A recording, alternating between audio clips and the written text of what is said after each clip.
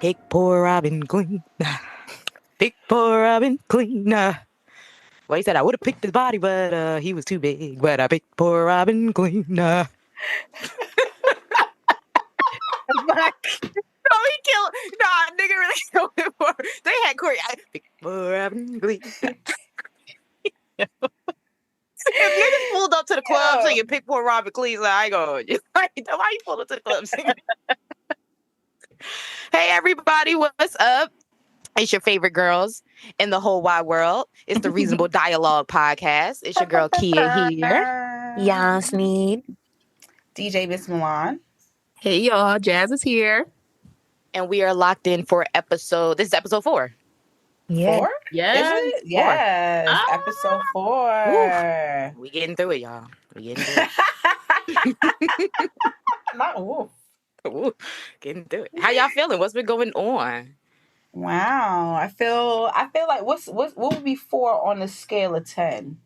That's still like a toddler. A 4 on the scale of 10? Wait, what? I'm trying to age our podcast right now. Oh, a 4 on the... Yeah, you would still be a toddler. Yeah. We toddlers right now with episode number 4. Yeah. You know? Shout out to us. We growing up. Wow. We're like the little kids that the mom is like, don't touch that. And we're like, well, actually, maybe we should. Yeah. We already know how to walk a little bit. You know what I'm saying? We stumble, but we get up. Shout out to Donnie McClurkin. Okay. Yeah. So shout out to us. I like that. And I like that number 4. Yeah, it's crazy because I thought we were on episode 3. I'm not going to lie. That's crazy. What? Yeah, I don't know. I thought we were on It's the what? Like y'all in disbelief. I'm like, we do this, girl. Ooh, we are Jazz. But no, I'm coming in today really grateful. Not only am I, so proud of us continuing with the podcast, I'm just proud of the fact that we've become a sense of sisterhood and safe space for one another. Full transparency with the check-in. I have a story to tell that I really hope saves a lot of lives one day. And this past week for me was all about vulnerability and not being afraid to hide that vulnerability from those I love, including, those here. I don't even know why I'm tearing up right now. Let me stop it. But this week I really did put a lot of my faith into not only God, but reassuring that everything comes in due time. Things are delayed. It is not denied. And I just want to thank my sisters here for not only being a safe space, but keeping my light at the forefront of my purpose and knowing that at the end of the day, community is everything, but you also have to be open to embracing your community as well. Sometimes I feel like we get so caught up in like isolation and solitude, and it's like, that's great because I love my solitude as well, but when you need to pick up that phone, there's nothing wrong with doing it. And I did that this week, and I'm proud of myself, and I feel a lot better for doing that. And I just wanted to really thank y'all for uplifting me in every season. Well, first of all, thank you, sis, for just sharing it. Because life be lifing. We all know. And I'm glad, I know we all don't check, like, because we purposely have it like that so that way when we get on here, it's like we can kind of like unleash to each other. But I thank you for trusting us. Like, thank you for trusting us to be a safe space for you. I think that's important too when it comes to community. It's not just having a safe space, but then trusting that safe space, Right. And then being an example as well as community, because I was saying earlier that it's not enough to have a following or, just build something. You actually have to nurture it, especially when it comes to community as well too. So the fact that you are vulnerable enough to allow us to pour into you, and as well as putting it on the pod, for our Reasonable Dialogue community members who also are transparent and go through things, and definitely appreciate us for being a safe space to be just quite honest. We appreciate that about you, and we definitely love you, and we definitely hope that your testimony and story light somebody else's light that may be a little dim right now, because I'm sure there's a lot of people that's going through some feelings of, feeling dim and feeling low, especially with everything going on in the world. So thank you for your vulnerability, and understand that it is truly a superpower, and we still love on our people no matter what. See, again, y'all listening? This is why I love these girls. That's why they're the girls. Like, okay. But it is a real, like, not to gas our not to gas us up, but like, it is a real, like, sisterhood of, like, being there for each other, holding each other accountable, things of that nature. So, like, I always appreciate when you guys feel comfortable enough to, like, because some people could just move like, all right, this is just business, all right, we doing what we gotta do, those girls, but I really do appreciate that you guys feel comfortable enough to be like, nah, I really fuck with each one of them. Like, we can all just, share things with each other, like, on camera, well, not, on the mic and off the mic. Of love and bondage, a real sisterhood. I was waiting for somebody to do that. We joke too much. We do too much. See? Who next? Who next? Jump in. Let's go. Everybody weekend, like, we gotta hold our sister Jazz up. We know we gotta hold her up. What's next? Who next? Jump in. Let's go. Okay, so I'll go in. Yeah, you go. I'm over here talking about who next jump in. It's like when you jump in rope, you're like, all right, I'm gonna go. I'm gonna go. No, I'm gonna go. So I went to San Francisco this weekend. Went to visit my grandfather. That was cool. It's a lot of shit on the ground in San Francisco. Whoever live out in San Francisco who listen to this, y'all need to go to y'all city council, or y'all officials, and let them know that y'all need pooper scoop bags or something like that. Cause I saw human shit, dog shit, all types of shit on the ground. Like, literally, no, y'all, like, big ass turds of feces. I thought you was gonna be like, they need to pass a law. This is They need to do that too. They need to do all of that. Any regulation. Honestly, they need all types of city regulation. I don't know. It could be human poop too. That's the crazy part. Because some of it was too big to be dog crap, and I know dog crap because I got a dog. So I was just like, nah, bro. And then it's a very big homeless problem in San Francisco. Very big drug addiction problem in San Francisco. I saw big ass paper towels of blood when I said, hold the fuck up, where's we at? San Francisco, I'm gonna need y'all to get it together, okay? Because it was a little spooky. But other than that, it was a great light time. The food was great. I will say every restaurant I went to while I was out in San Francisco had great food. So kudos to y'all. Yeah, that was cool. What else did I do? Oh, I did an interview with Naomi Sharon. That's coming out. Oh, that's so cool. Yeah, so that's coming out soon. And I got to ask her a question I always wanted to ask her, which was, how does she feel about, like, Sade comparisons?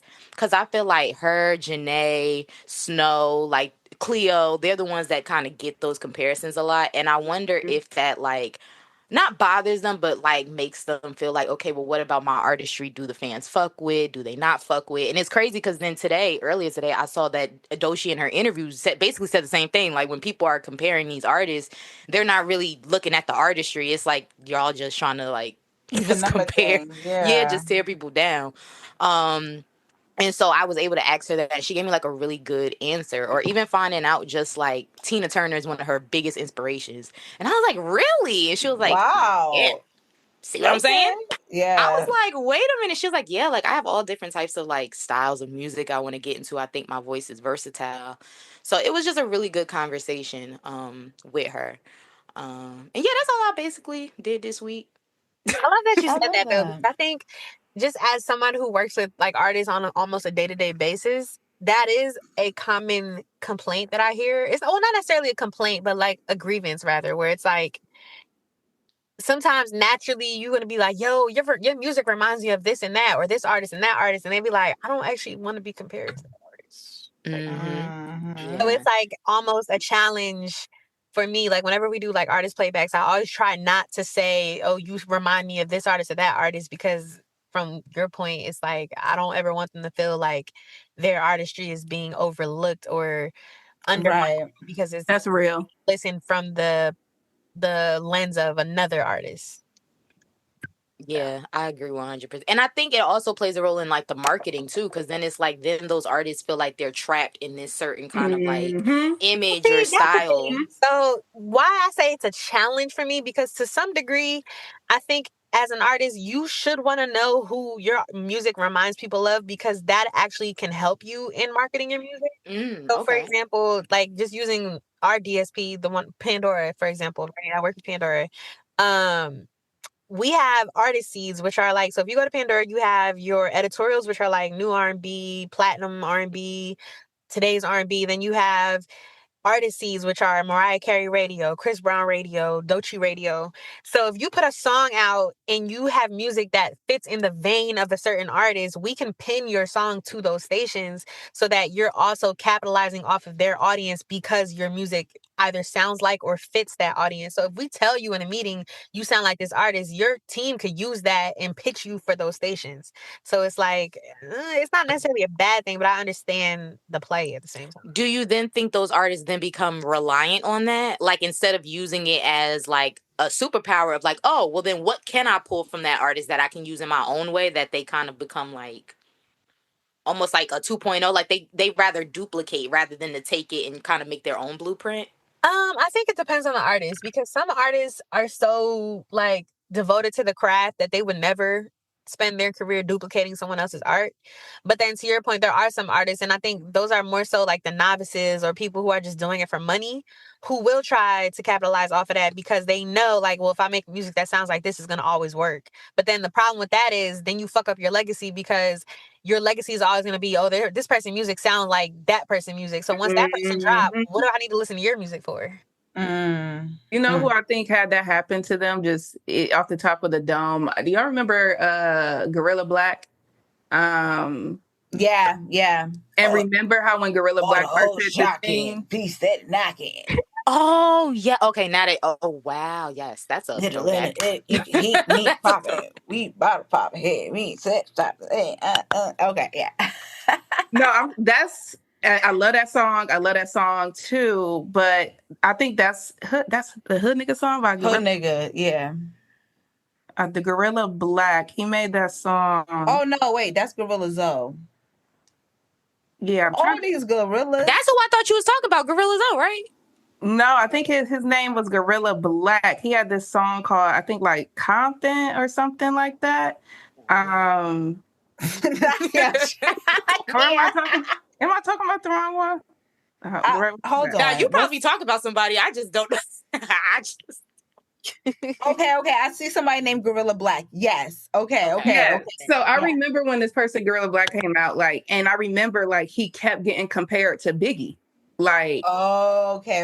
His sound, like, yeah, and the way he rapped, it kept getting compared to like Biggie. And I genuinely feel like he was never really to ever recover from like that era or even having that record, because he kept getting that reference. Like, oh, you sound like Biggie. And it's hard to, I feel like, situate yourself in a position where you're trying to thrive as an artist sometimes when you're getting compared to someone that has created a catalog of work that is like touched so many people. Like, I think Chloe gets that issue too. Because that's literally what's happening with Chloe. That's actually the perfect. So Chloe keeps getting the Beyonce comparisons, and she's never gonna live up to her. So it's like, I think the fact that the music is not living up to the comparisons that she keeps getting, it's making it hard for her to literally like build a legacy, because we're all well, now I'm not, but a lot of artists people are expecting Beyonce out of her, and it's like, y'all not even letting her just be Chloe, because if y'all let her be Chloe, like, y'all would appreciate her because she's a great artist. Yeah, I agree. Yeah, but I think we got her in this crazy ass shadow of Beyonce. It's like, niggas is not letting her be great. Yeah. I do think artists can pigeonhole themselves sometimes, because I think my issue with Chloe has been, I feel like I don't know who she is as an artist herself. So I think that only makes it even worse, because then it's just like, not only is everyone putting these comparisons on you, but also we really don't know who you are as an artist. Like, this is a girl who like used to play like classical music and like listen to different types of, so when I was expecting her to do solo music, I was expecting, I don't know, her to be the artist that we saw on live stream, or when she would just go in there like make beats and write songs and stuff like that. So I don't know. I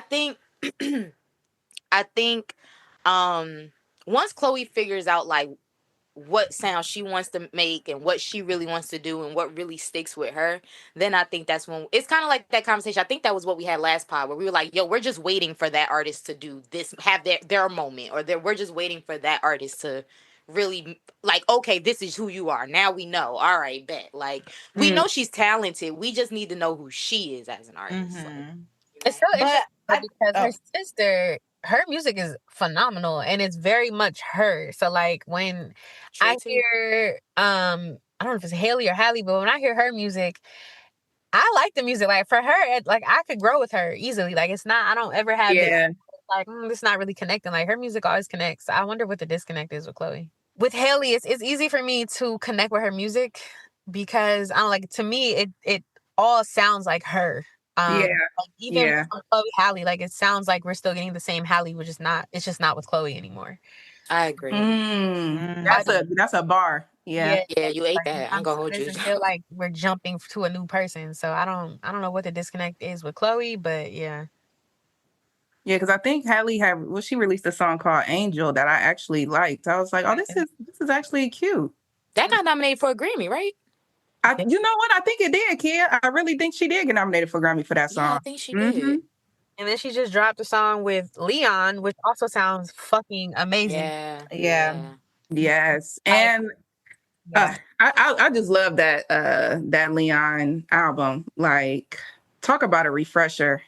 Whew. And isn't Mutt going up the charts right now? Like, I think isn't he about to be in the top 10, or he's close to being, or in the top 10 or something? Who? Leon Thomas with Mutt. Oh yes, he did. He did actually. I seen somebody. I think he actually broke the top 10, right? Don't make me go to Elliot Wilson page because y'all know Elliot be every week. Dot era like Elliot. I can literally see them with the success of Leon and the fact that the ball is really in motion with him. I can see them doing kind of like a deluxe Mutt release or some type of like post release, because I'm seeing they're already starting to do like remixes of records and stuff. But yeah, he got it right now for sure. Yes, it's in the top 10 hot R&B and hip hop song charts currently. Yeah. Come on, Leon. Let's clap for that. Round of applause. Pleasure clap. Round of applause. Also, just adding in the congratulations. I literally just found out as we're recording this podcast that Doechie's Alligator Bites Never Heal has officially sold over 500K total units. Let's go! Gold! Let's go! Which makes it gold, baby. So congratulations to my good sis Doechie. The whole gang is gold. I love it. I love it. I love it. And that just goes to show the testament of truly following your instinct, especially as a creator, because I do understand, you guys' sentiments of like, finding your identity as an artist, but at the same time, artists have to be able to, I guess, have that space to do so. You know what I'm saying? I think Doechie's just an example of really having that backing and support of really just nurturing her personal star, and going with whatever she feels. Of course, she does take criticism, which I do think sometimes other artists can lack in that, but at the same time, a lot of people won't see your vision as an artist too. So we have that downside of a lot of people working in the industry that don't see your vision. So, this is just a testament of just people realizing the vision and playing the long game. So shout out to us, officially gold. Yes. Shout out to y'all. No, that's right. And I love too, because you touched on it. I love watching Doechie transmute the energy that's around her right now. Because it's a lot of energy, it's a lot of talk, it's a lot of conversations. But when I see her, whether if it's like a tweet or a post, that girl is so funny. She's so charismatic. And I just think it takes a lot of strength to keep your heart and hands clean. And that girl has not, in my opinion, weathered or matched any energy. She stays centered. And I think that's really inspiring. Mm-hmm. I think we should just go from a goal to like another number one. Like, I think we should just shout out to the black people, man. Shout out to Doechie, Alligator Bites Never Heal. Shout out to Nod in the building. Shout out to all the black people making dope art. Let's just move to black people talking about dope art. Let's do it. Let's just get to it. Cause I mean, I'm not gonna hold you. there's like a Southern Gothic, like Renaissance, the Renaissance, the Southern Gothic songs, the Gothic songs. That's happening because Alligator Bites Never Heals has hints of like that Southern Gothic kind of mythology to it. This whole idea of like alligators in Florida in the South in the swamp and stuff like that. And of course, we have number one movie, Sinners in this bitch. Written and directed by Ryan Coogler, starring Michael B. Jordan's fine ass as a twin. Smoke, call me. I don't know, y'all. To me, it's the beard, but I'm not going to disrespect Michael B because he remembered what that girl said the last time, and I don't want to be involved. I'm just saying. The way he looked at her, he stood to the side like, crack that neck. Like, oh, I know you. Okay. Nah, I have no problem. This ain't who I think it is. I have no problems, Michael B. Jordan. You are a handsome, talented Black man. You are just not my type, but that's perfectly fine. I'm sure I'm not sure. That's valid. Yeah, that's valid. Yeah, no. We love that. It's all love, bro. It's all love, bro. It's all love, bro.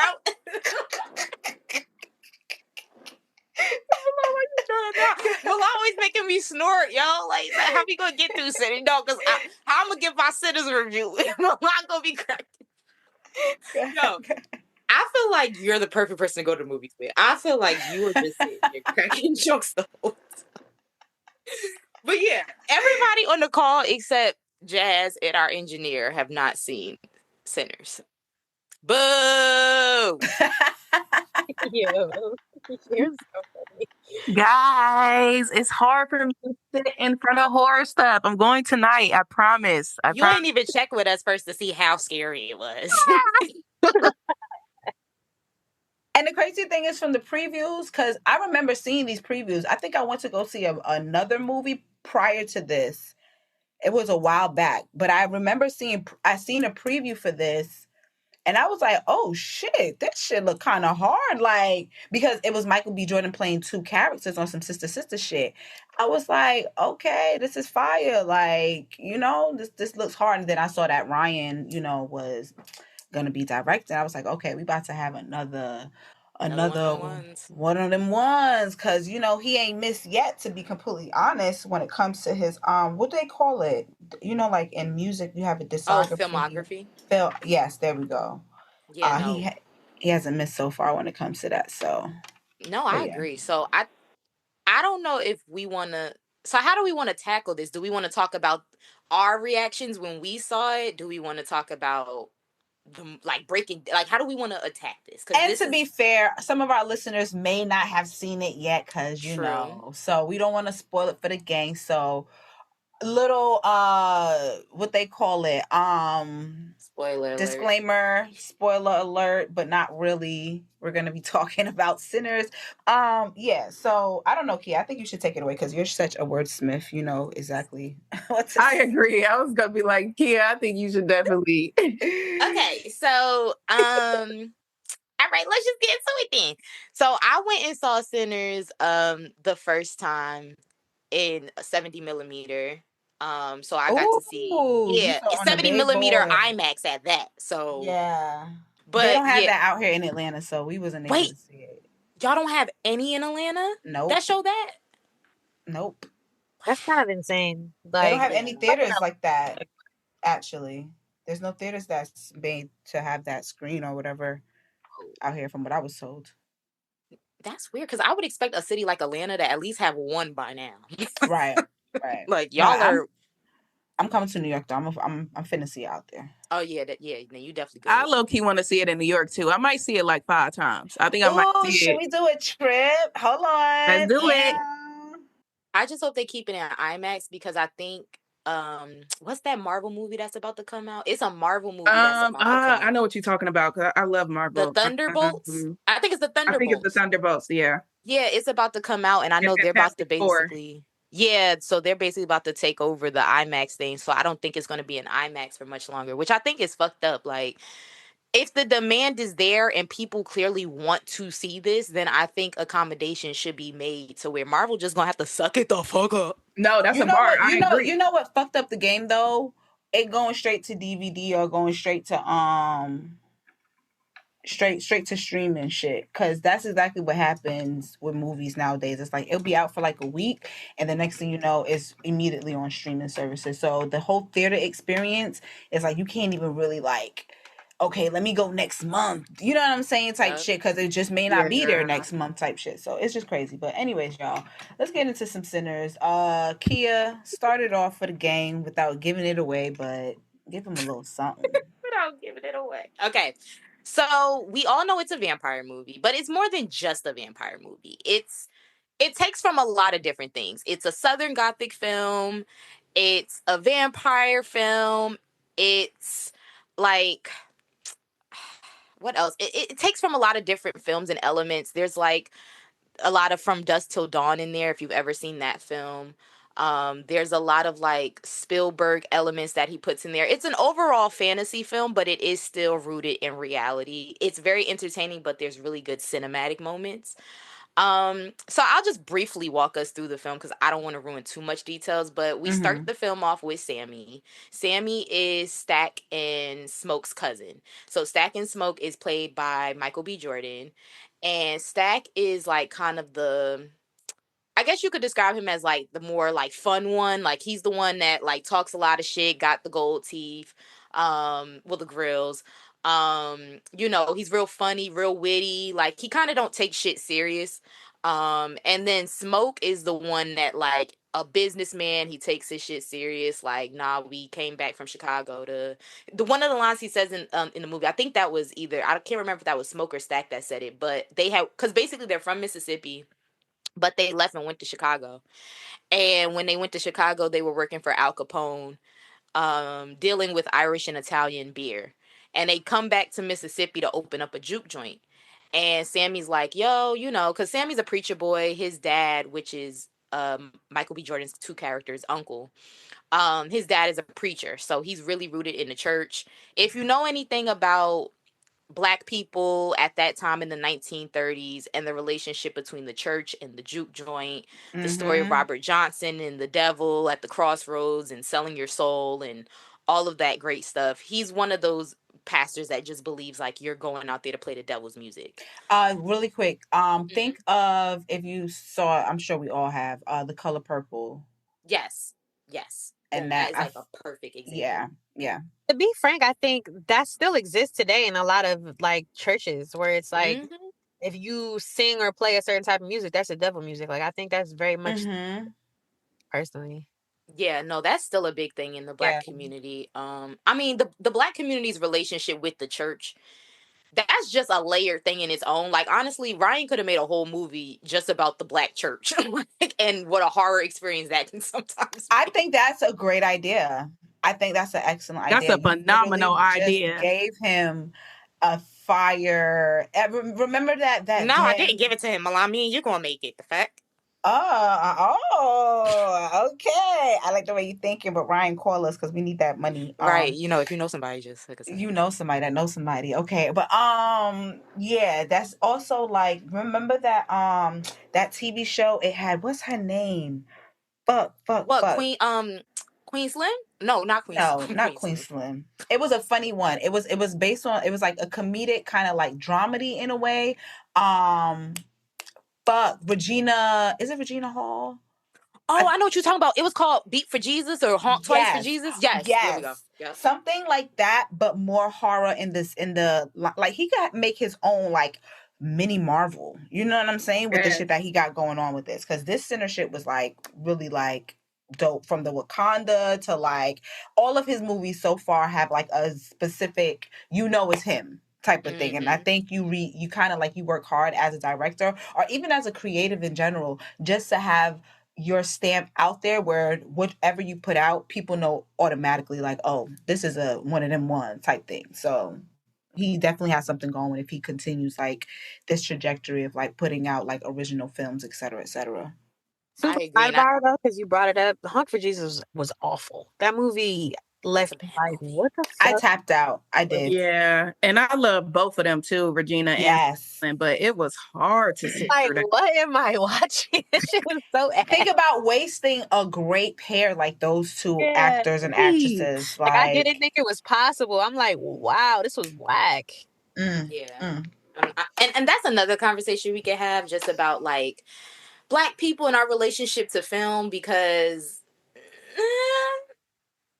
I just have a couple thoughts about the way people have been analyzing this film. Well, let's get your shit Mm. off. Go ahead. Why not? I Fuck want to it. hear it. Okay, so film historically, because film has been around longer than all of us, but film has historically alienated Black audiences and Black filmmakers and Black people in general. Even when you study like just the history of film, like the first real film that like pops up with like Black people is like Birth of a Nation, and that whole film is just about the KKK.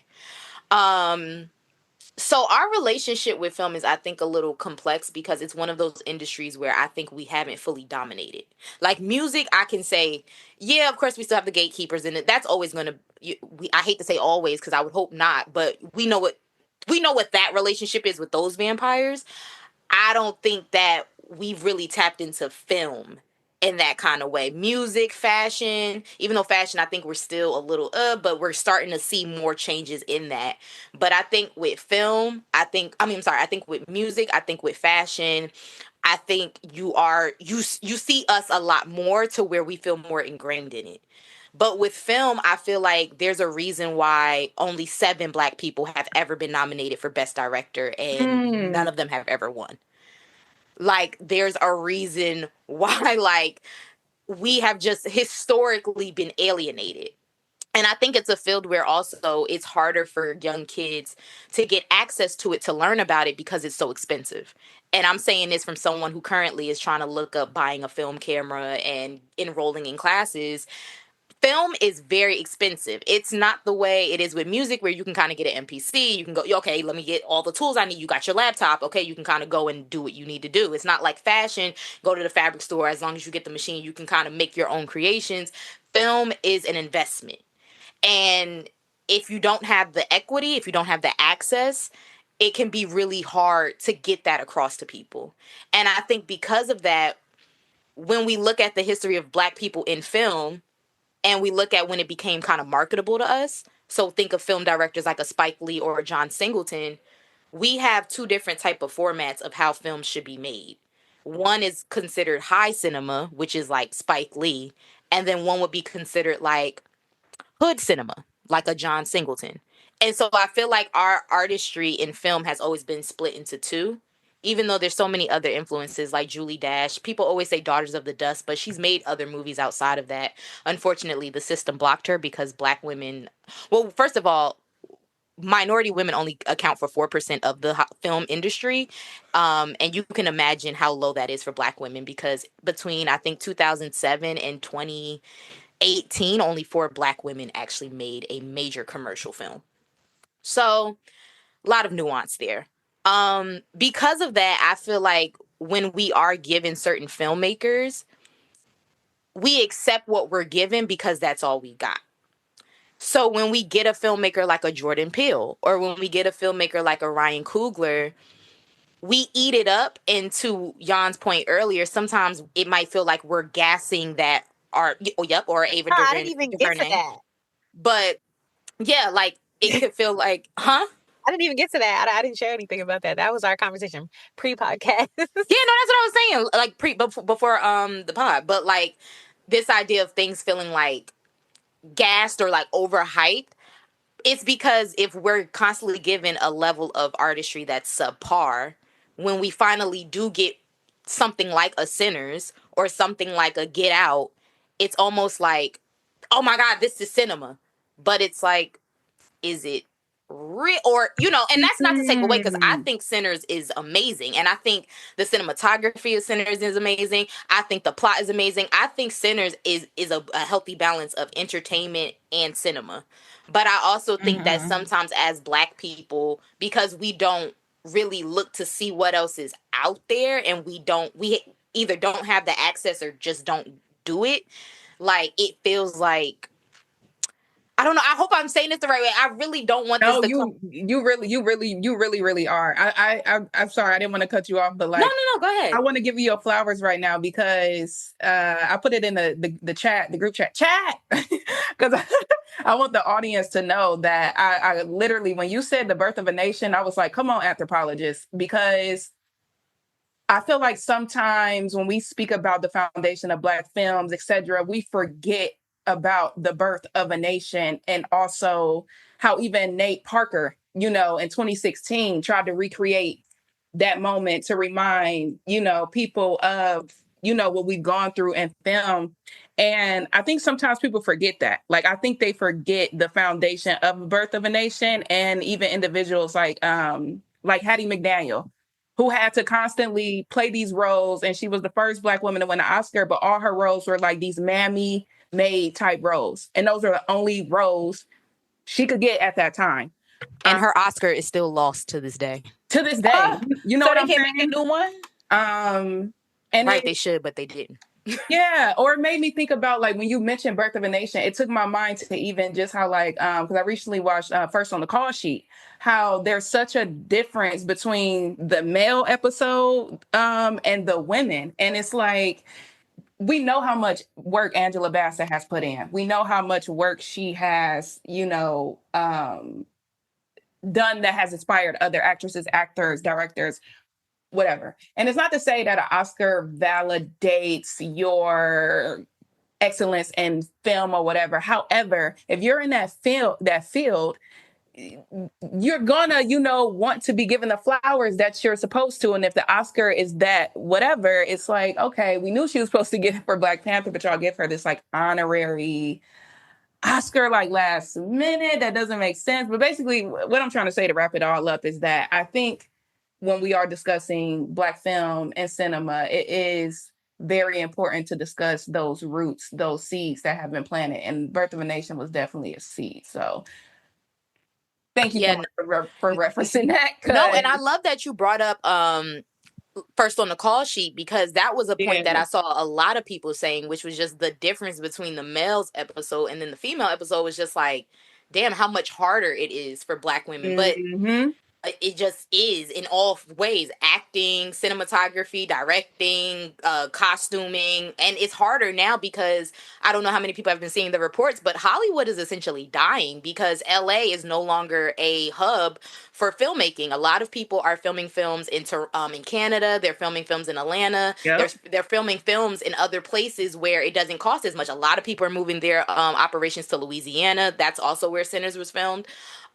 Because the tax incentive is just less.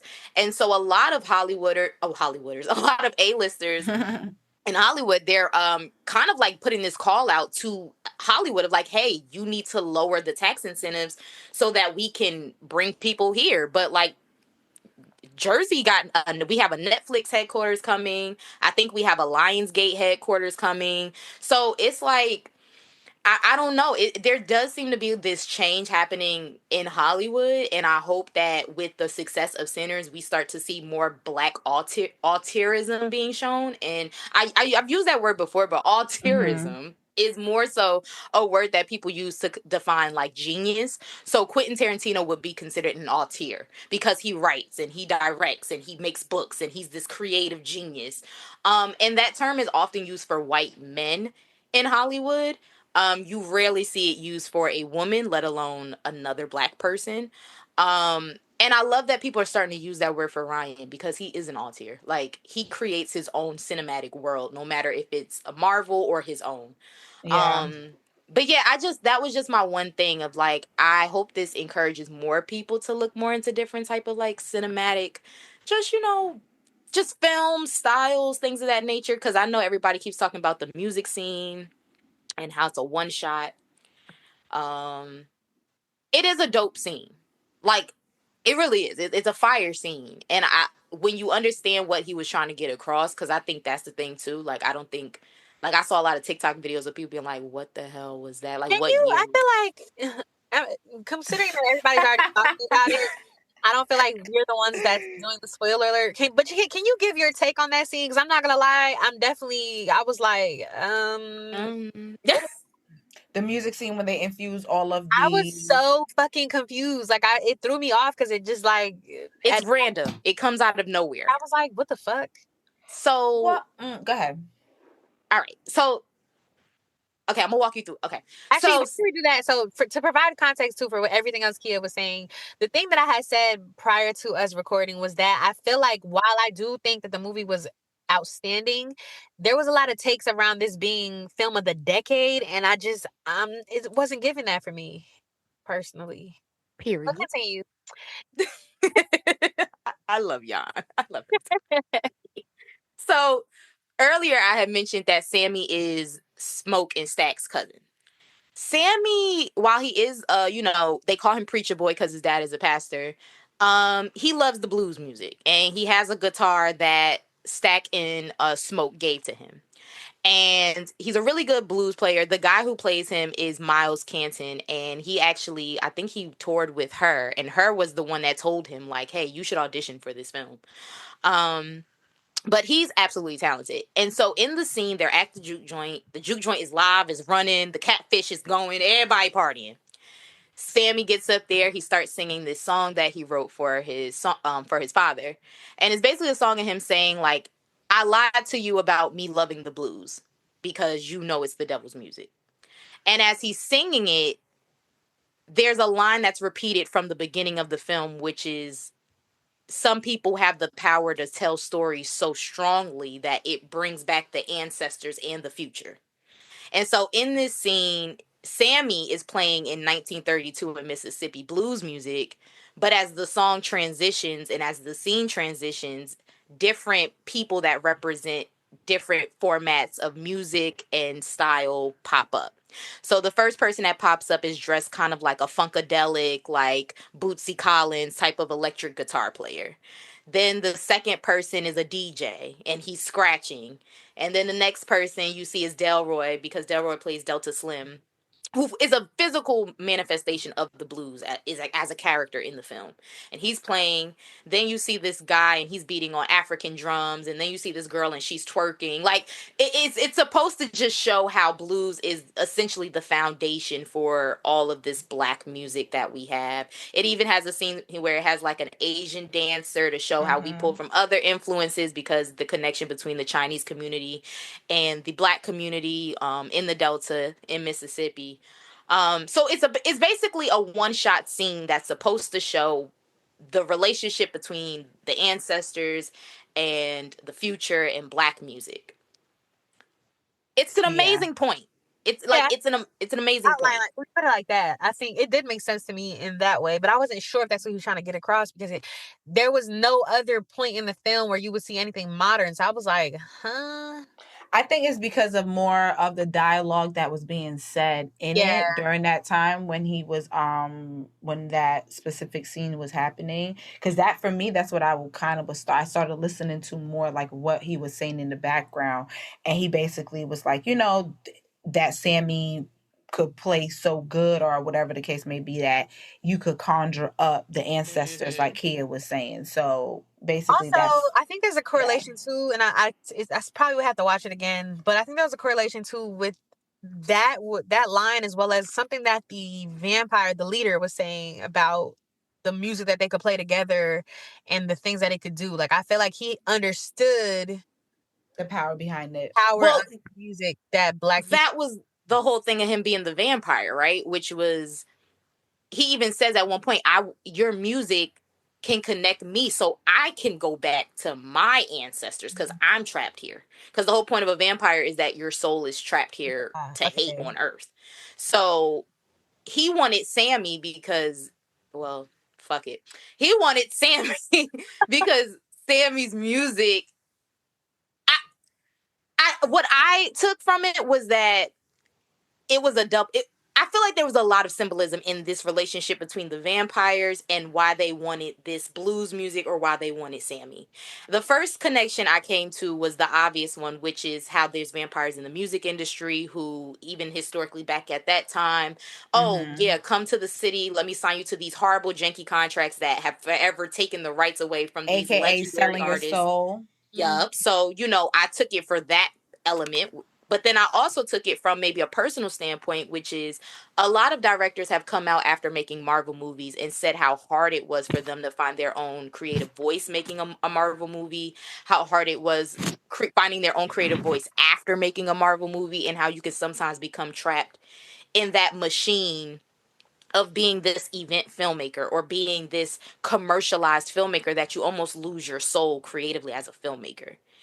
And I think that I think without saying that, because I know Ryan has another Marvel movie lined up, with Wakanda, the third Black Panther, but I think he's also trying to say like I'm trying to fight this, and I think again the importance of the twins and the symbolism, and if you understand African spirituality, it's like I understand I gotta sell my soul a bit, but I'm willing to do that if it means I'm gonna protect all the other Black creatives that's gonna come after me, i.e. his deal where after 25 years I get the rights to this film. Like, I think there's also a very personal layer of Ryan trying to contextualize his Blackness, him being a man, but also him trying to demand his own creative soul in an industry that can suck it out of you. So I think it's very layered. I think the that's the journalist thing about popped out. Okay. Nah, it did. It did. That's why I was like, nah, get it off, Kia. Right. You know what to do. No, y'all know what to do. No, but I think it's a very layered thing. Like, and I think that's what makes the movie so good is that it is layered. But I think that's also what makes all the conversations that have been happening on social media happen, because when it is so layered, nobody really knows what's the root of anything. So it's like you got people who are like, well, Mary represents, interracial love and why you shouldn't date white women. And then you have people that are like, well, no, because Mary is considered a Black woman, especially at that time in the 30s, the one drop rule. And so it's just like, everybody's just. The thing that threw me off of her was I was expecting her to say, like, my mom was half Black, but her saying her granddaddy was. I was like, what? That's the Like, part for he's me. really over it. That, like, he was like, yeah, this is really some one drop shit because this bitch Black at all. But the crazy thing is, at that time, back then it really was like that. If you even had one drop of shit, they considered you, and especially on your mama's side, because certain places had laws where if the Blackness was on your mama's side, then yeah, that's who got to take care of you. That's how things go. I think Virginia had a law like that. Mississippi had a law like that. So he not wrong in the historical aspect of it. Yeah, it was just like, okay, so we gonna keep harping on this thing because her granddaddy is. That's like, other than that, I mean, I think the film is he taps into a lot. Like, he tries to tap into the hoodoo aspect of things. He taps into the blues. He taps into African spirituality. He taps into vampirism and consumerism. Like, it's a lot there. I think it's a great film. I definitely don't think it's like the best of the decade. Like, the decade ain't over yet. Um, I also really love the color grading. Personally. Oh, the cinematography is absolutely beautiful. Like, oh my god! Shout out to Autumn. That's the cinematographer of this film. Shout out to Autumn. Come on, women. We love to see women. Come on. I mean, detail. And I think a woman would be perfect for that because you have to have detail. You have to pay attention to detail. So I love that. But yeah, I mean, also I just want to say I love that he has Saul Williams playing Sammy's dad. Saul Williams is someone who, like, if you know, you know. I really found out a lot more about him when I was working at OK Player. I had heard about him before, but then I had found out a lot more about him while my time at OK Player. And he's just the perfect person to play, like, the preacher. What else? What else were my little notes that I feel like are important for people to know? Like, I'm trying. Stark difference in their taste in women too. I thought that was dope. Yeah, that to show the duality of that scene between Annie and Michael. I mean, Mike, if you're trying to stand behind me, you can bend me over, shit. Goodbye. I So, can't. I no, that can't. scene was sexy. I ain't gonna hold you. Your It body still was. It remember. actually was Oh, like so sexy that it kind of threw me off because I that wasn't she was getting hot by this. I wasn't expecting her. It's like she led that scene. I was like, okay, bitch. Period. Yeah. Didn't she grab his neck? Yes, and it was all on his ear. Like, oh my god, girl. Yes. Period. No, I loved it. Yeah, he could stand behind me any day. Mm-hmm. It was good. I personally love how Michael B. Jordan was able to channel two different characters Yeah. and give that kind of personality trait for both of them. You know what I'm saying? Like you didn't just play like one twin versus the other twin. It's like a distinct difference of like, okay, this is Stack and that's Smoke. You know what I'm saying? So Mm-hmm. I think he did a pretty good job of doing that too. What part to me This was might one be of some of my the best acting he's favorites? done. I ain't I gonna will lie. say No, I yeah. thought the first couple scenes, like specifically when they were at the car, I guess with the snake and everything, like that part of the movie, it was a little choppy for me. Like the back and forth, like it felt choppy as hell. But then I think after that scene, the editing got a lot more smooth. Um, but I think that would be my only critique. Oh, you mean like after they picked up Sammy? Yeah, like literally, like the editing looked Oh, it did look choppy. Yeah, good. Like it I just know what you sounded mean. like, hey, oh, like it was like, all right, like y'all could have made this a little smoother right here because you could tell it's the same person playing both. But outside, I feel that. Yeah, that's basically to sum it up. Yeah, black people to the front. Black people. No, I think I really just want to shout out Ryan. Like, I think this was like a really dope film. I love that I could pull out the different film references. Like, there's the scene where Delta Slim is talking about um he knew the guys on the road who were in prison and they were working on the side of the road, and he tells this story about how he got his money and how he was a blues player. And it reminded me of this scene in Jaws where Quint's character is talking about the shipwreck and how all of these men were in the water and the sharks were coming by one killing off each man. Oh my And gosh. yeah, it's like like I could tell. I love, because again, like I was saying earlier, I think sometimes when it comes to black filmmaking, we think we only got to think for us or about us. And I love the fact that I can see where he pulled other inspirations but still made it feel for us, because I could tell that was a Spielberg move. Like certain things he did, I'm like, this is a Hitchcock shit. This is some Nolan shit. Like I could tell even the whole plot pulling a lot from Quentin Tarantino's. Well, that was really Roberts. Well, he directed it, but Quentin wrote it. But From Dusk Till Dawn, like, I just love the fact that it shows that our black artistry can be more than just a one trick pony. We can do things for our people that also pulls from other things because we're that well versed and we're that smart and we're that creative and we're that tapped in. And yeah, it just inspired me to want to like get back into tapping into creative things that I want to do. Um, and it really made me feel like we need more black women in filmmaking and just more of a presence in that. I love that we have a black man who told this amazing story. Um, but I just want to see like what a woman could do if she, like, I think about Eve's Bayou. I kept thinking about Eve's Bayou the whole time I was watching this movie, because I wonder what a film like Eve's Bayou would have done if it was maybe a little bit more modern and in today's time. Because it's by a woman. It's about a girl growing up in the South. It's a Southern Gothic film that could have horror elements if you updated it. Um, and yeah, or Beloved. Like, there's so many like Southern Gothic films and Southern Gothic stories that we still haven't tapped into. I think Zora Neale Hurston, if anybody is interested, taking one of her stories, that literally was her whole thing. Like, she would document like Southern stories that she would hear, gossip, hearsay, myths, ghost stories, all of that, and really tapping into that, a black Southern Gothic anthology. There's so much that can be done here. Yes, there really Um, is. So yeah, I just love the fact that Ryan's getting his wins. Shout out to a black man for doing dope shit. Shout out black people to showing up to the theater. But let's also give the drummer some, and let's start also showing up for when other black filmmakers, especially black women, are doing things too.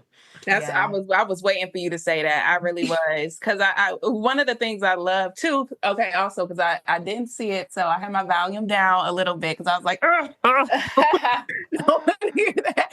But what I will say, I also love just seeing like the Spike Lees, the Denzels, even like the Tom Cruises, like champion Ryan and Michael, because they know the power of their influence. Like when I see like Spike Lee say like shout out to my brothers, or Denzel is happy because he feels like the torch has been passed, or it's just moments like that that I just really I think are so heartfelt, and it's really the glue to our blackness, really just stand together and not letting outside forces, try to determine who we are based on how we, present ourselves. So yeah, shout out to black people. Out of curiosity, do you feel like there's an actor that would be taking the torch from Denzel right now? The streets was saying that that's what Michael trying to do. They said that, Oh no, please stop. Ryan and Michael. No, I'm just you, saying the streets said that Michael and Ryan are the new Denzel and Spike. That's what the streets no. You been see, saying on Twitter. the problem is people gotta let people do them. Like let people have their own lane. Like, no, absolutely not. Are you insane? Are you listen, you gonna have this nigga literally remember my words. I see you, Milan. I was about to say, I don't think Denzel has, no one's gotten the torch. Like I see what they're saying in terms of like, even when Denzel was saying it on the call sheet, like when he saw Black Panther, he was like, wow, like he felt like I could go today and know that the work I've done has been passed on. But I will say, give him another, I don't know, 20, 10, 30, that Damson Idris. I don't know. Idris who? Damson. Oh, I thought it was Who? Never mind. From Snowfall. Girl, come on now. Stop I it. will say, Damson be acting. Wait, y'all can't move past that moment. I personally feel like Chadwick Boseman, if he didn't That was the for one. Sure. That was the one. He was probably the only one. I agree. Milan's not the only one. He was though. No they don't bullshit. make them like they used to, baby. Chadwick was the chosen one. And everyone knows it. Everyone knows this. They really do. They really do. Even when, and I think that's why too, watching First on the Call Sheet was like so hard for me a little bit, because I kept saying, damn, Chadwick. And watching every last one of those men tear up when he was brought up, also, I feel like just kind of reassured, like, nah, that was a good man that really had a heart of gold. Mm-hmm. And you can tell that it was felt whenever he was around his fellow peers, etc. So I'll definitely give it to Chadwick for sure. I definitely think. And am I saying his last name right? John Boyega? Bottega? Is it I'm joking. Boyega, but I think he's great. Sterling K. Brown is great. Oh, I forgot about Sterling. Yeah, Sterling one of them ones. And no. He right there under Chadwick for me, because that nigga that's off. And I really like to I think his name, I'm trying to remember. He was in Rap Shit, but he also is in this film called Emergency on Amazon. I think his name like CJ. But I don't know. He played the baby daddy on Rap Shit, but he's actually, and he was in that Western film too. But he's actually really good in my opinion as well.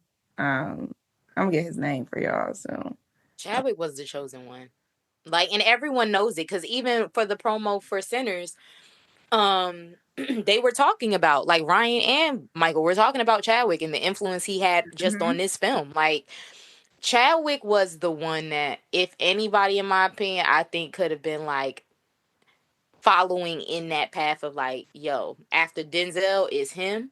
like it would have been Chadwick, in my opinion. And I think that's why Michael's acting in this is kind of taking me a little back, because I saw him in Fruitvale Station, and I think the acting was solid, like, but also I didn't think there wasn't much for him to really like grow, because it takes place over one day, so you're only seeing one day in a person's life. And then I felt like he was playing himself.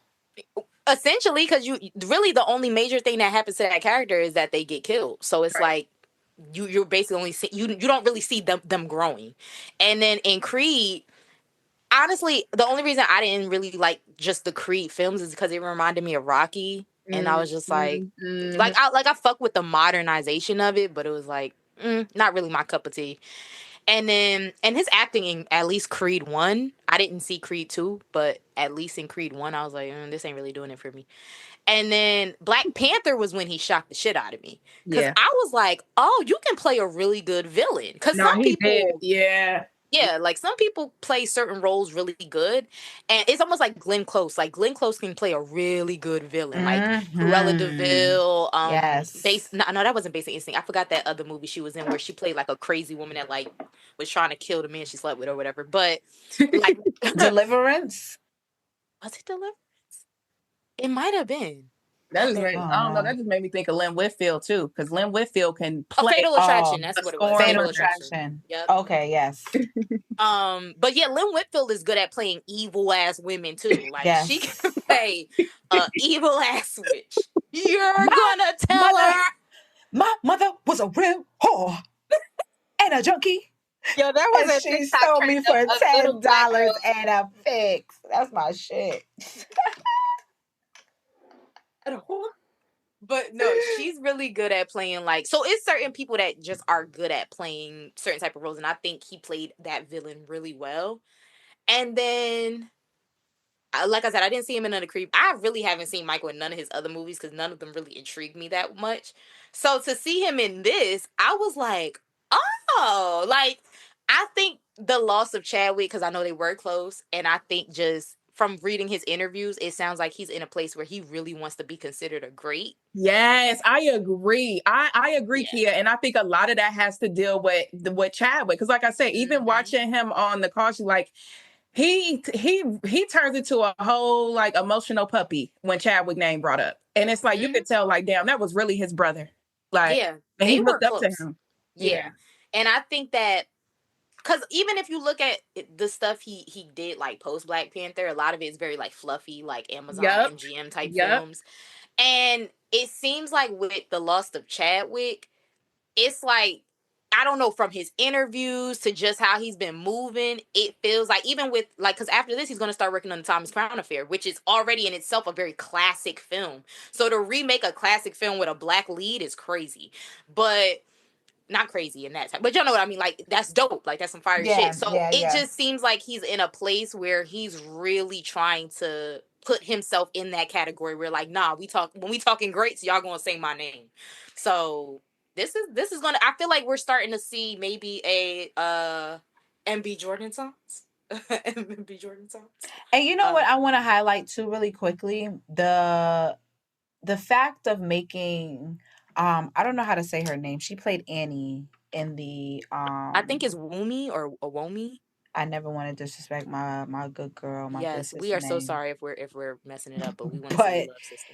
Yes, you are amazing. I love how they allowed somewhat of that kind of love story, if you will, to even be a thing, you know, because of course you have the duality. I think one of you guys said it earlier, like the duality in the brother's taste for women. Like, you know, one is going to biracial girl, and then the other one is like, you know, loving on a good black woman. You know what I'm saying? And that, her being number one, which always, and I don't say it in the sense of like black women always have to be the savior in a movie or whatever, but she showed just how discerned black women truly are in this world.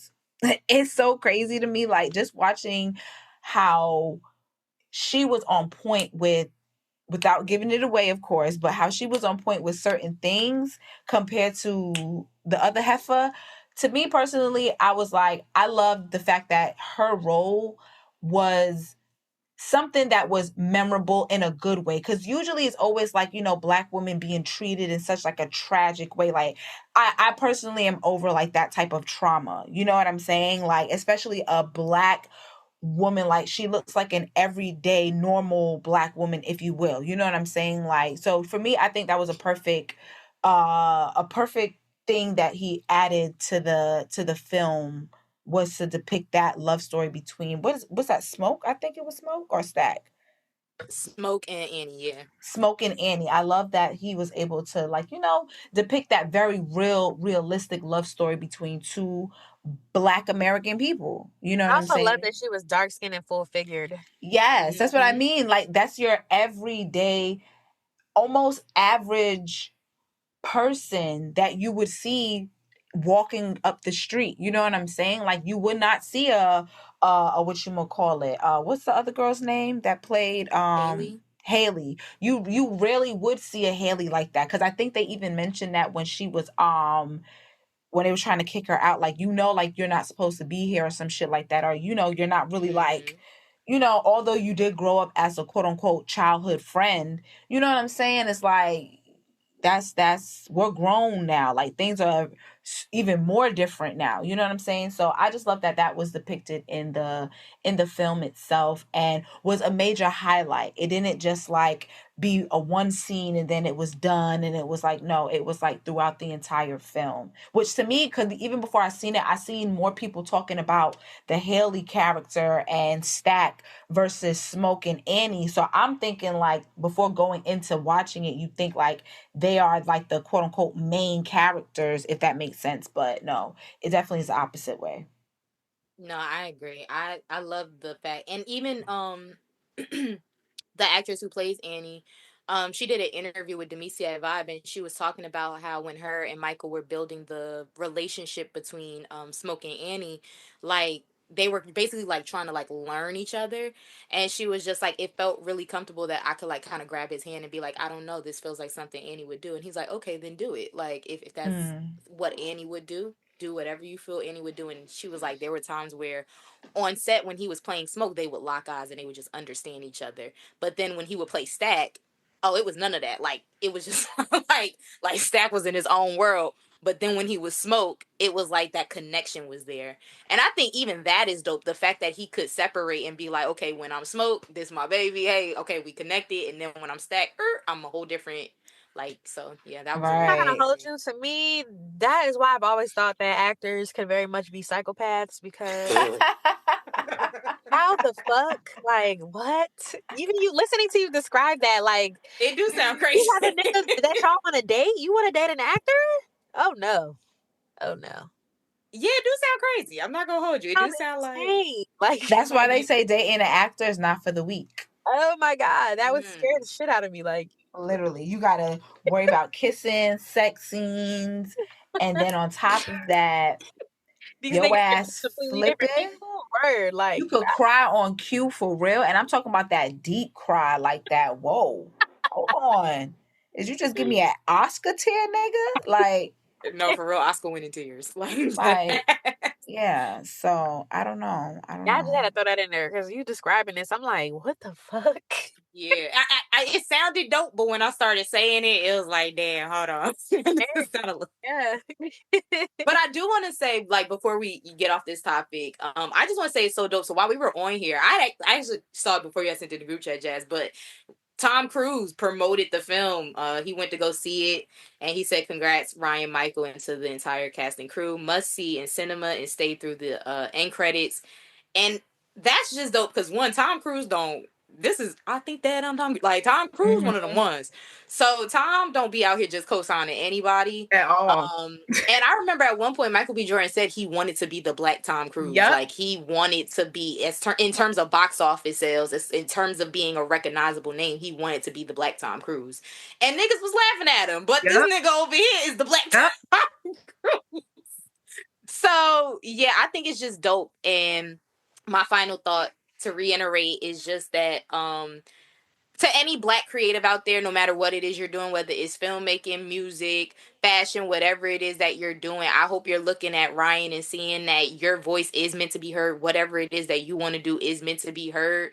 People might not understand it. Hell, your own people might not even fucking understand it. But there is an audience out there that will. And if you build with them and you continue to world build with them and you lock in with them and you do it from your heart and your intentions and you really study the craft, again, you really study the craft and put the work in, I promise you everything else is going to meet you halfway. So put that shit out there because you just never know. Amen.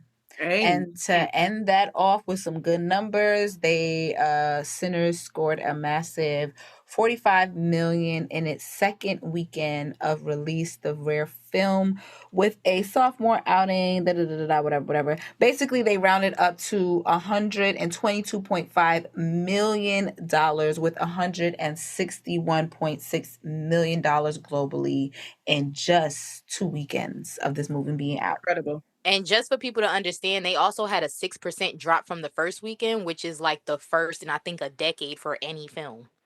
And they also, I think, are on track to becoming one of the highest grossing vampire films of all time, which I think the highest grossing is Twilight. So, I forgot about that's Twilight. insane. That's Twilight insane because that was a Twilight. Yeah. Shit. The top 3 highest grossing films are the 3 Twilights that came out, and it's on its way to being in the top 10 with Twilight. Woo! And that's insane because Twilight was a fucking Twilight phenomenon. was a phenomenon. That was a phenomenon. Like I had the necklace, the books. No. I was team Edward, okay? Not you was on the team. I was definitely team Edward too. I'm not gonna lie. Speaking of teams, though, speaking of teams, I am interested in knowing who, when it comes to this Kendrick and SZA tour that just kicked off, well, where y'all going to see it? They coming to Jersey in I think 2 weeks. I think they are too. Yep. Yeah, I think they'll be in 2 weeks. So yeah, I'll probably just go to that one. When is that? What's that date? I think it's May. Hold the fuck. I actually don't know. Wait, hold on, because somebody did text me actually. So let me go check that. Because somebody texted me like, "Yo, you going?" I was like, what you? I hate when people I hate when people be texting me, "Yo, you going?" Why? Why you asking me if I'm going? Speaking of it's May 8th and May 9th. And in the spirit of breaking numbers, I recently saw, I believe it's Kendrick. He just had one of the highest grossing audience tours in one of these cities, I believe, and it surpassed Eminem. I think it was in Houston, right? Yes, it was in Houston. Yes. Thank you, sisters. But yeah, shout out. And I think Not Like Us is almost diamond. Woo! Yes, he breaks the record for the highest grossing concert by a rapper in history with 9.4 million from 42,000 plus tickets sold at the NRG Stadium in Houston, Texas. Come on, Black man. That's so dope because I never remember when the tour was announced. I remember so many people saying like, "Ain't nobody trying to see Kendrick." Like, you sure about that? Ain't nobody trying to see Kendrick. Ain't nobody trying I do think it's a good blend of having him and SZA on it, considering that they both kind of like had massive features on each other's projects that they dropped and stuff like that too. You know what I'm saying? So it's like it makes sense. Like you guys have a lot of songs together, you might as well have some form of a tour together. But I'm interested to, I don't know. I feel like bring back the art of making specials or recording concerts to make like concert little series or some shit like that, because I'm honestly at the place where if I can't go see it, I feel like there's value in giving me that extra experience from home where it's like, okay, give me another Renaissance type of feel to, you know what I'm saying, to these concerts that people are having. Like that would be such a dope thing, because he already did that before with the Mr. Morales and Steppers or whatever, and Big Steppers tour and shit like that. So I think like just keeping stuff like that too is still very much so important to me. But because I mean, there's just certain like things that the audience that's at home could see that the people that's there, you know what I'm saying, like I just like little perspective, especially how people build things out as well too, like when it comes to tours and things of that nature. Like I'm personally like one of those type of people. I like to see the production value and like how you came up with even putting this stage together, the choreography, you know what I'm saying? Things like that. Like I agree. I agree. I'm actually to that point, Milan. I'm hoping, because we didn't get to talk about it last time, but I'm actually hoping Megan kind of does something like that for her Coachella performance, because I thought it was so dope to see her bring out like Sierra and Queen Latifah, and I would love to kind of see. I don't know, even if it's just like 10 minutes of like the Megchella put together. Like, yeah. you I got Queen mean, Latifah to come out, like that's hard. yeah, even her Hottie's tour, you know what I'm saying? Even Nikki, Yeah. when Nikki had her tour, like Yeah. all of these little things, like we still need those tour DVDs. we still Oh, Nikki. we Oh, still need those. Like that's those are the fun things. But any of you guys plan on going to the Grand National tour? I might go. yeah. Honestly, I've been so out of it this year when it comes to tours. Like, I'm not going to the Cowboy Carter tour. Like, no one shoot me. I'm just not going. And I feel like Don't I went to shoot the me. Renaissance tour, so I just Same. like, Yeah. and I prefer the Renaissance album over the Cowboy Carter album. So I'm like, I don't know. I'm kind of good on it. But yeah, this year for some reason with tours, I'm just not. I think it's one of those years where I'm so locked in what I got going on that Great. like I'll talk about it when we see the videos and stuff, or if y'all go. But like, I'm just so locked in. I'm like, I'll see it later. I feel you on that too. After seeing like Renaissance and On the Run 1 and 2, I think I'm just like, all right, I'm gonna take my little Beyonce break and then I'm gonna come back for Act 3.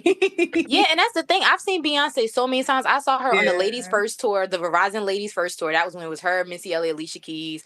I saw her on the Beyonce Experience. Then I saw her on the whatever the four. She did something for four. Yep. I saw her. I think that was it Mrs. Carter? Oh wait, or Yeah, Mrs. Carter. I Mrs. Carter. think. Here we go. Mhm. Yeah, because it was after four. Because I think it was after she had the baby. But yeah, but yeah, I saw her on the Mrs. Carter tour. Then I saw her on the On the Run tour. I saw her on the Formation tour. Like I don't seen this woman so many times. I'm like, child, I see it.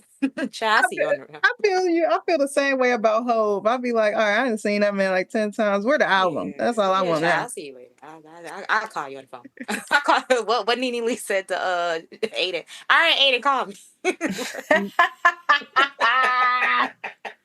Speaking of data and smart students, do we want to discuss the White House and What the fuck the these niggas doing student now? loan? These niggas doing now. I'm so tired of these niggas, yo. It's an embarrassment. It's an embarrassment. We look stupid. This whole country, we just standing here looking like dumbasses. Oh God. But what'd he do? What'd he do? What's going on?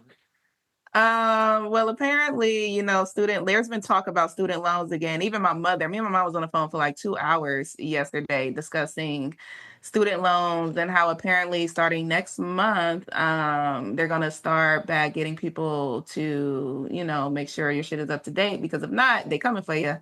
However, there is still some student loan forgiveness programs out there that I think people should research and take advantage of.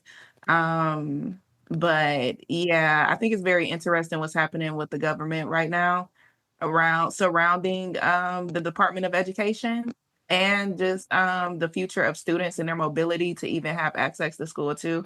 I think it's really crazy, and I just think it's something that should not like discourage anyone out there who's listening that actually does like enjoy education and higher education. Like, I don't think that's nothing to feel bad about, that you like school. Like, you know what I'm saying? I love to learn. I love that shit. But when you want to go after certain things, you do have to have the money and the resources to do it. And unfortunately, our government is just not helping right now like they never have. So just do your research, stay vigilant, and stay up to date.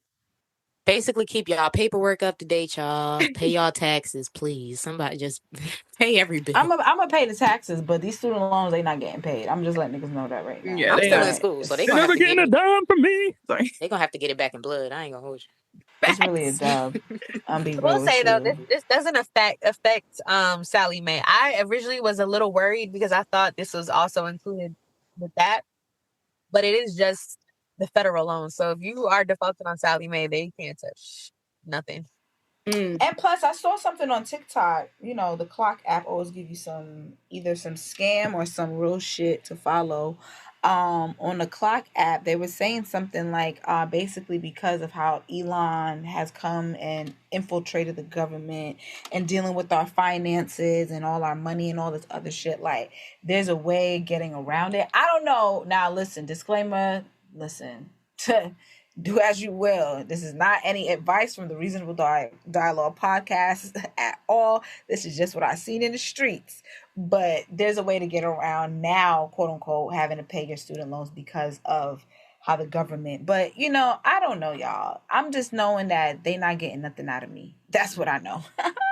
That's what I know. That's all I got. Yeah, I'm still in school, so they're going to have to get it back in blood. I am a student trying to get an education. Okay. Shit. And like my mama kept telling me yesterday, my mom like, well, they keep saying you overqualified. So nah.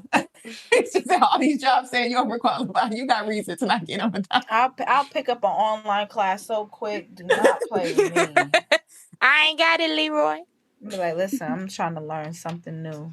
It's life. Anyways, y'all. what else we got on the docket? Yeah. Y'all want to talk about Shannon Sharp? Yeah, Uncle Shannon, you need to sit your old ass, nasty ass, overly grown, big ass down. I don't know why the fuck you out here trying to talk to these little ass girls. Now, I know you in your 50s or your 60s or whatever, so find a young lady at least in her 30s. And then second of all, I don't know what type of freaky deaky shit you got going on over there, but you need to make sure you're doing it with consulting adults who know what the fuck is going on and what they doing. And you need to vet your women a little bit much better. I don't know why your overly grown ass trying to talk nasty to that goddamn 19-year-old. That's all that need to be said about that. Oh my God. And I was hoping it was one of those like, oh, it's just a made up story, blah, blah, blah. But to see that these allegations were real, I was like, Shannon.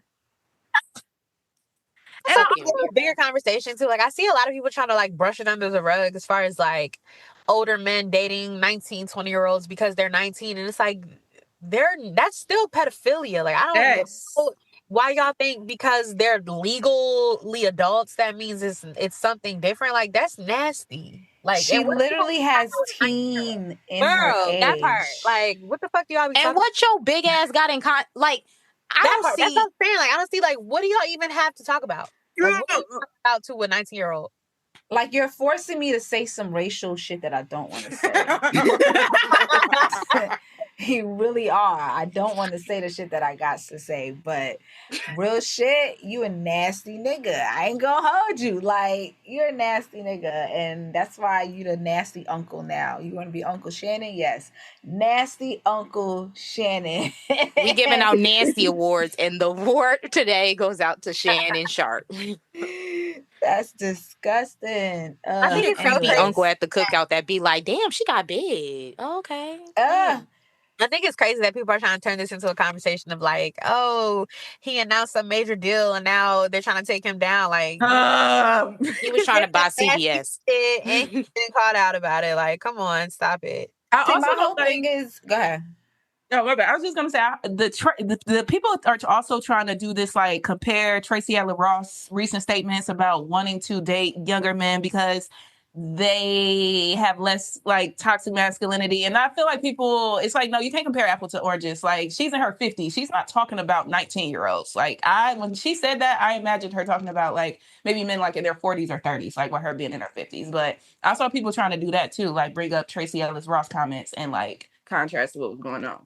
And I love because people don't have common sense. There's nothing wrong with an age gap, right? That's not what I'm knocking here. Like, if you want to date somebody younger or older than you, do your thing. But like 30, 40, 50-year differences, like what are we talking about? Yeah, what do y'all have in common to even enjoy each other with? Like that shit never made sense to me. Holes. That's literally it. And niggas is nasty. That's literally it. No, for real. Y'all overly grown ass. You all big and bulky. Who the fuck wants your nasty ass anyway? Listen, and listen. You know what? I'm not going to teeter into that because then that's going to be probably offensive. But it ain't no women he need. He don't like women. It gives me he don't like women. I also think it's interesting, like when I see stuff like this play out, like you're so rich. Like, you literally could have the finest 45-year-old with the most money ever. Like, why do these men choose? And Monique said that. Monique literally told him that. OnlyFans women who are under, like, I don't get it. If you going after a young girl at that stature, that richness, that fame, all of that you have, and you going after somebody that's an OnlyFans model, worker, whatever, and she's 19, you do not like women to me. I don't think you like women. I'm going to be real with you. Ain't no way. Ain't no way, Jose. Okay? I don't think you like women. All right? I think you masking. Yeah, I'll say ironically he has those people do have been accused of being DL, so there's also that. Like, be who you are. It's okay. You know what I'm saying? Yeah. But you know Actually, what? like, ties back to the whole thing with him leaking the live stream thing. Like, it's really hard to accidentally go live, and I feel like that was him. That was the dumbest shit ever. Oh, how you accidentally go live? Show me.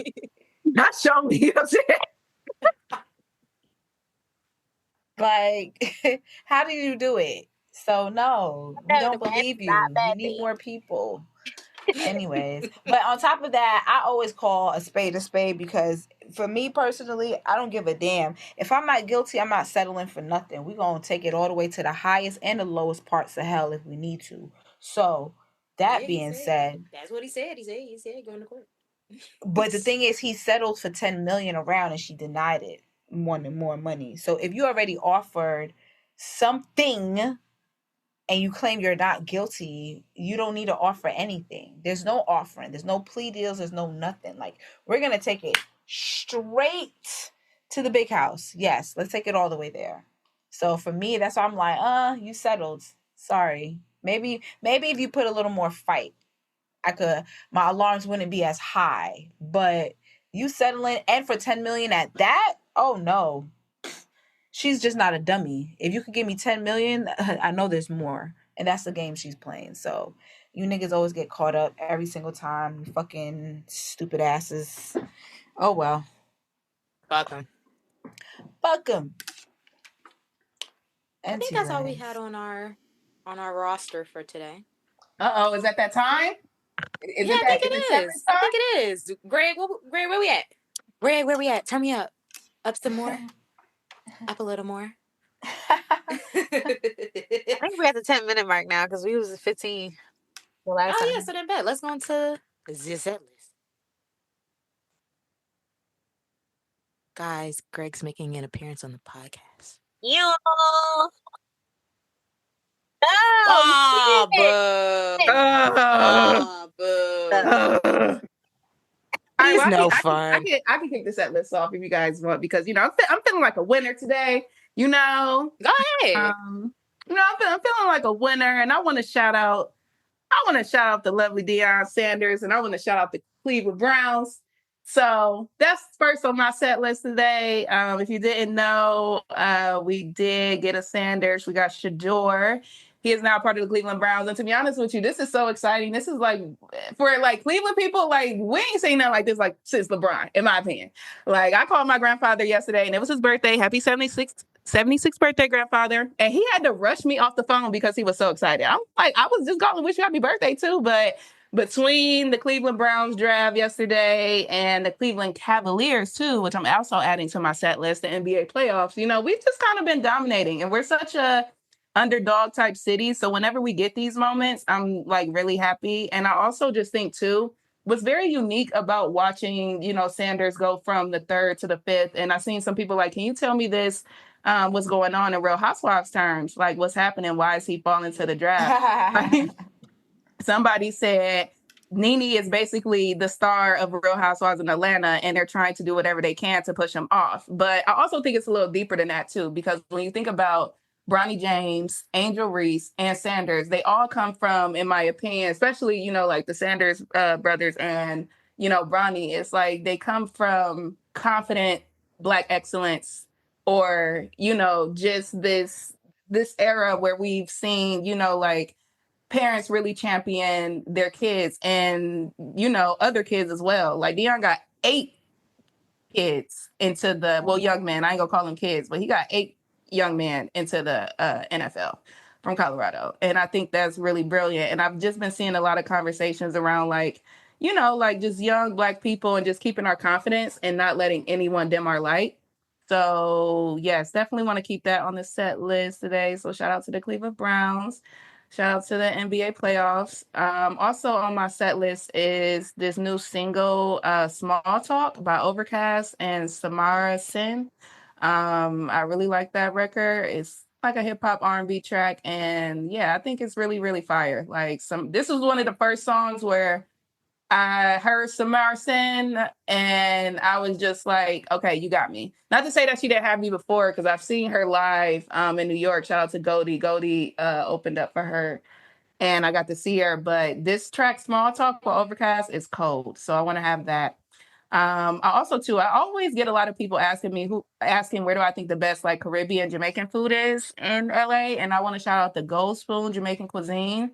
It's in Inglewood, California. She's been open since like 2022. Even if you Google her, like her reviews are top tier, almost at the fives. I was the one that encouraged her and was like, yo, girl, you need to start going on Yelp and getting your visibility up. But if you guys are in LA or in the Inglewood area or California in general, need some good Jamaican cuisine, go to Gold Spoon. It's on West Boulevard. And then lastly on my set list, I want to shout out a dope company in New York by the name of Half Moon BK. They just recently launched a radio residency, I believe, that they're going to start having at Bar Alexander. So they basically are launching like a radio platform for those that are in New York. And I think it's dope because I do think we're in this time now where, and I think Milan, we was talking about this last week, all of us, where we're like kind of in this Black Renaissance era. And I just kind of love seeing young Black entrepreneurs not wait on anyone to give them a bag, but to create the bag themselves and for other people. So that's my set list today. Okay, I feel that. I guess I'll go next. So what I've been listening to, I've been listening to Joe K's brand new project. He dropped a EP called If Not Now, Then When. And it was pretty decent to me, to be honest. He has like a total of 6 songs on there, and out of the 6, I really enjoyed at least 3 of them. So, half of it was really a vibe to me personally. So shout out to Joe K on that. I've been in some underground, like super, super underground streets. I do a little thing on TikTok where I play some indie artists, if you will, or upcoming artists, however you want to frame it. But I actually fell into some really dope artists on my live on TikTok the last 2 times I went on live, and just been, playing their music and stuff like that. So I just want to give a shout out for this set list to, first and foremost, EJ Ross. He's an artist that was on my live and literally loved his song. And on top of that, when he did join my live, he only had, I think, under 1,000 monthly listeners. And then after playing his music and just like, like in my chat to like support him, etc., come to find out he's actually working with Jay Versace, who everybody knows, either from the Vine funny, memes and stuff like that, or his new, lane of being a super duper producer. He actually is working with him now as an artist. So they both just released a song called Blind, which is really, really dope. So make sure you guys check out EJ Ross. He's super, super dope. Also this girl named Malika Vi, or Vay, I don't know how to say her last name, my bad, but she has a dope song called Feel Like Summer that she dropped. Azia Love, Lady Palm is a dope song that I got from that live. I'm also feeling Zy Bell and Ben Riley's new song, About Time. And I know we spoke about it earlier, but Leon Thomas and Haley, Rather Be Alone. I really like that song a lot. And I'm not going to lie, I love this Lady Gaga and Bruno Mars song, Die With a Smile. And the reason why I love it is because when I'm literally going through like my doom scrolling days, sometimes, when you scroll past a certain video, you'll keep seeing like certain videos, like the algorithm will feed you videos like that. So I be seeing like these overseas, like, I don't know what you call them. It's kind of like Indian movies, Asian movies, it's whatever. But it's like these little stupid ass, like damn near international Tubi ass movies, these short ass clips, and that song has been playing in every last one of those clips. Like, it's the funniest shit. So I'm like, yo, what the fuck is this song? Like, I've been hearing this song so much to the point where I actually love the song. And then I looked it up and I'm like, oh shit, this is this Lady Gaga and Bruno Mars song that I keep hearing behind these little international freaking mini movie clips that I be seeing on like Twitter and shit like that. So I really, really like that song, and it's mad funny how I found out about that song. But yeah, that's my personal set list as far as music. I'm still very much so in the Housewives of Atlanta streets when it comes to what I'm watching for TV. Of course, I'm going to add Sinners, the movie, to my set list for people to definitely go and check out, because it was definitely something that I personally enjoyed. And that's all, folks. I can go next. So this week on my set list, I stumbled on this band. So for those who don't know, I really grew up honestly on punk music. Like, I was an Avril Lavigne girl. Paramore, I eat, sleep, and breathe Paramore. I didn't really get into hip hop until the blog era.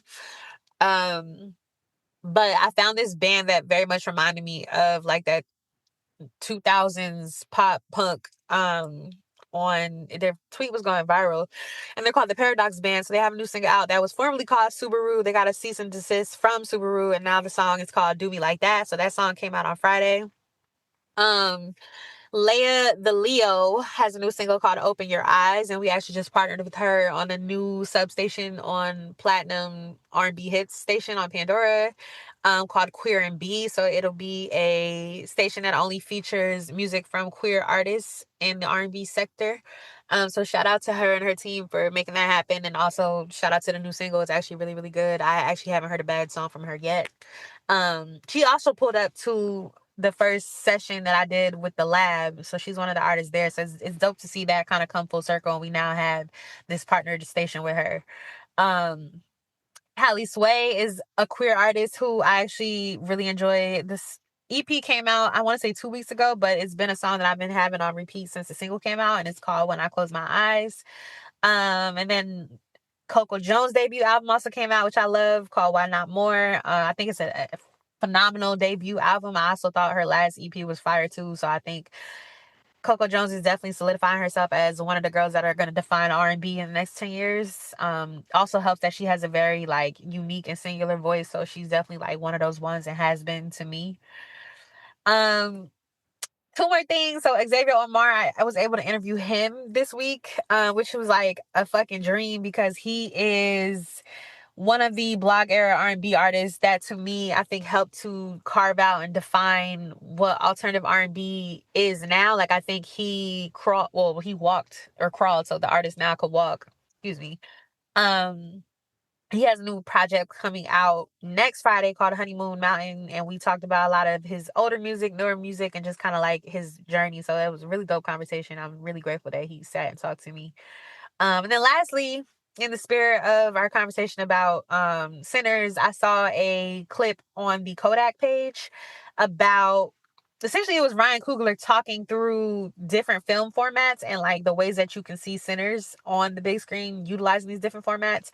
And I thought it was just like so fire how detailed he spoke about these different formats. Like, I didn't even know this shit was a thing. Like, obviously there's different like I knew there were different formats, but I didn't realize how in depth this stuff is. So it was really just dope listening to him talk about all of these different formats, and the passion really came through for me, and I think it actually made me more of a fan of his as a director. So yeah, that's my set list for the week. So I don't have much music to suggest. I feel like moving forward, I probably won't. Because I've really been, I've mentioned this on our spaces before, and I've mentioned it on here before, but before Sitters, I really have been getting more into film. And so it all just has been kind of trickling down at the same time, which I think is really dope. So I have a lot of like film suggestion type stuff. So the first thing is it's been really dope seeing a lot of Black people come to the movie theater, really spend money in the theaters. And a lot of people don't know, but that a lot of like major film companies are actually like re-releasing iconic films in theaters. And The Wiz is going to be back in theaters on May 18th. So I think that would be so dope to go to the theater and go see The Wiz. I've seen it so many times throughout my childhood, but I've always seen it at home.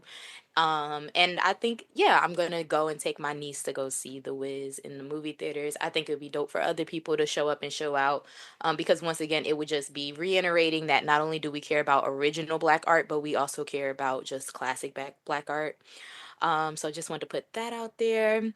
The second thing is this article that I found. I'm gonna like, I guess I don't. Well, it'll be on the set list, but um, so the whole point of Sinners is like they're coming back home to start a juke joint. Um, and there's a lot of locations on the Mississippi Delta. There's a lot of locations in Clarksdale, which is where the story is supposed to be taking place, that are historical juke joints, literally like the real juke joints that we had, but they're falling apart. They're not protected, and there's no laws that really uphold the historical value of these properties. And it's not just juke joints. There's a lot of places in the South that mean a lot to the roots of blues music, mean a lot to just Black music, and it's dilapidated. It has no care. It's boarded up, and not even a sign up saying like this person lived here or this happened. Um, and so reading the story was kind of like hard because while yes, it is beautiful to see our history on screen, it's also so disheartening knowing we can literally go to the South and see this shit for ourselves, and it's basically being eaten away by the earth. So that was a really interesting article and like a little sad, to be honest with you. Also, I wanted to, so I'm doing something this week where I'm going to rewatch the first film of all of my favorite filmmakers. So whether that was a short film that they made, whether that was an indie film that they made, or whether that was a actual studio film that they made. The very first film of each of my favorite directors I'm watching. So I'll suggest like one. I'll suggest Ryan Coogler's first movie. It was actually his first short film, and it's called Locks. He made it when he was at USC or when he had just got out of USC. Um, and I'll retweet it for you guys, but you can actually, yeah, it's online. You can watch it. I think it's really dope to watch um, a director's first film, whether it was a short film or an indie film or a major film, because you really get to see, or a major studio film rather, because you really get to see where their mind was with their first project. Like, what was your intention? What was the style that you wanted to set? Like, it's almost like when you listen to an artist's first album. And I think that's something, I've been trying to figure out where my stance is going to be in film, because I'm a little too scared to just start making films. But I realize there is a lack of just Black women in film, and so I think it's important to just study, and I'm really focused on just trying to get to the root of everything. So yeah, I would just suggest that if anyone's interested in just getting more into film, like finding like a director or naming, or actually, this is what I love. Ryan Coogler put out a letter to thank everyone for coming out, and at the bottom he named all the directors who inspired him specifically with making this film, and he named so many that are outside of just the ones that we know. And if you can just even take one of those directors and go and watch their first film, I promise you it can change the way you just view cinema. So yeah, that's my set list. Not gonna lie, our set list be so fire. Like They do. They do. They like do. we could just drop the set list as a content piece. Like that in itself would be gold. Yeah, We be doing that. We be doing that. that'd be fire. All Well, right, guys, it's been real. I'm singing a different song for. Oh my for God! Right at the wow. dot. Who Right are at the you? dot. Somebody take me. No. I ain't gotta go home, but y'all gotta get the fuck out of here. In your Please. arms tonight. Please. Take your jukebox, take your cotton, take Boy, if you your don't get the fuck out of my brisket, take your everything. Yo. That shit had me in tears. You taught me how to fight, bitches. She And pissed I me off also with told that. you. I also taught you how to leave when money dried up. Okay, correct. Bye, y'all. Till Y'all next can't lock this time. pimping up. Yo, what up? It's Chase and Kia. It's DJ Miss Milan. And it's Young Sweet. We want to thank you for tuning into the Reasonable Dialogue podcast. For more updates and to follow us on social media, be sure to go to our website, reasonabledialogue.com. Pussy. Bye.